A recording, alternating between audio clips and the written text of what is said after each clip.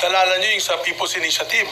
Eh kung hinayaan ko na lang magdiskusyon kami sa plenaryo, wala kami consensus. Hindi nyo nakita yung front page natin na litrato, hawak-hawak namin yung 24 signatures on the resolution expressly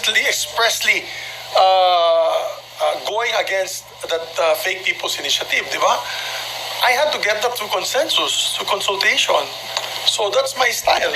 And when we discussed many measures, when we discussed Create More, when we discussed all the very important bills, pati Maharlika, we had to have consensus building and consultation. May debate pa rin sa floor. Well, hindi naman mawawala yung debate sa floor.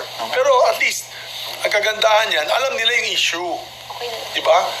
Minsan, nasa floor na kami, nagtitingin na kami ni Nancy Binay, sasabihin niya, ano bang direksyon ng Senado dito? Hindi ko alam. Siyempre, mayroon tayong decision dito sa iba't ibang, or opinions, dito sa iba't ibang mga issues. Pero, yan ang gusto sana namin maiba. And of course, we don't like